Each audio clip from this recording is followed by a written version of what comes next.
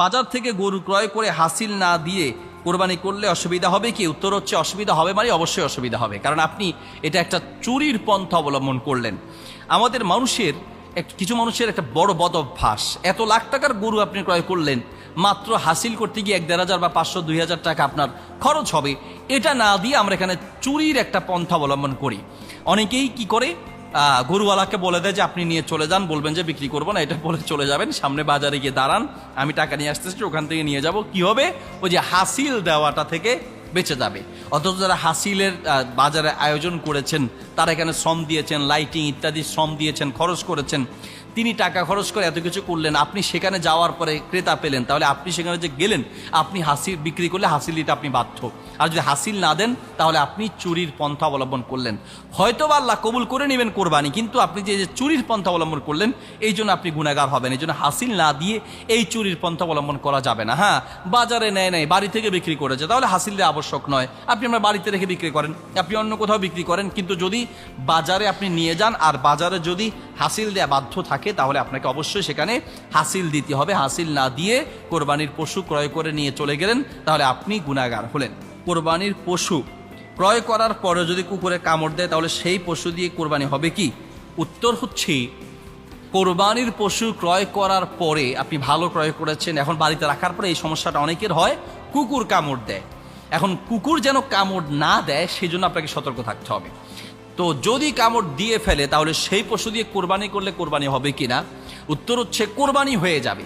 বাকি ওই পশুর গোশত খাওয়া যাবে কিনা, কামড় কি পরিমাণ দিয়েছে, এটা ডাক্তারদের সাথে পরামর্শ করতে হবে। ডাক্তার যদি বলেন যে না, এই পশুর গোশত খাওয়াতে শারীরিক কোনো অসুবিধা হওয়ার সম্ভাবনা নেই, তাহলে আপনি পশুর গোশত খেতে পারেন, বাকি কোরবানি দিলে কোরবানি হয়ে যাবে। অর্থাৎ এক কথায়, কোরবানির পশু ক্রয় করার পরে সেটা কুকুর, শিয়াল যা কিছুই কামড় দিক না কেন, আপনি চাইলে সেই কোরবানির পশু কোরবানি করতে পারবেন, কোরবানি হয়ে যাবে। পশুর গোশত খাওয়া যাবে কিনা এই ফতোয়া মুফতি সাহেব দিয়ে লাভ নেই, এটা ডাক্তার বা চিকিৎসক বা অভিজ্ঞ ব্যক্তিরা দিবে। অর্থাৎ গোশত খাওয়া যাবে কিনা সেটা ডাক্তারের কাছে খোঁজ নিতে হবে। বাকি কোরবানির মাসালার দৃষ্টিকোণ থেকে কোরবানি হয়ে যাবে। একটি গরু অসুস্থ হয়েছে, এরপর সে নিয়ত করলো গরুটি যদি সুস্থ হয় তাহলে সে ওই গরু দিয়ে কোরবানি করবে। তারপরে গরুটি সুস্থ হয়েছে, তাহলে ওই গরু দিয়ে কোরবানি দিতে হবে, নাকি ওইটা বাদ দিয়ে অন্য গরু দিয়ে কোরবানি দেওয়া যাবে? সুন্দর প্রশ্ন। অনেক সময় এরকম হয় যে আমরা একটা গরু বা একটা ছাগল নির্ধারণ করেছি, এটা দিয়ে কোরবানি করব, কিন্তু পরবর্তীতে দেখা যায় গরুটার দাম বেড়ে গেছে, বা গরুটা এখন দুধ দিচ্ছে, বা কথার কথা গরুটার দাম বৃদ্ধি পাওয়ার কারণে এখন নিয়ত চেঞ্জ করে যে না, গরু দিয়ে কোরবানি না দিয়ে আর একটা কম দামে একটা গরু দিয়ে কোরবানি করব। অথবা ছাগল দিয়ে কোরবানি নিয়ত করেছে, এখন ছাগলটার দাম বৃদ্ধি পাওয়াতে সে চিন্তা করছে না, এটা দিয়ে না দিয়ে একটা ছাগি দিয়ে দিব বা একটু ছোট দিয়ে কোরবানি দিব, জায়েজ হবে কিনা? উত্তর হচ্ছে, ভাইয়ের প্রশ্ন অনুযায়ী, আশিকুর রহমান ভাইয়ের প্রশ্ন অনুযায়ী, যদি কেউ কোনো একটা পশু নির্ধারণ করে থাকে কোরবানি করার জন্য, যদি ওই পশুতে কোনো ত্রুটি দেখা না যায়, যে আপনি পা ভেঙে ফেলেছেন, চোখে সমস্যা করে ফেলেছেন, নিয়ত করেছেন কোরবানি করবেন, কিন্তু এমন একটা ত্রুটি আপনি সৃষ্টি করেছেন যে ত্রুটির কারণে ওইটা কোরবানি উপযুক্ত নয়, তখন আপনি এটা বাদ দিয়ে আরেকটা দিয়ে কোরবানি করবেন।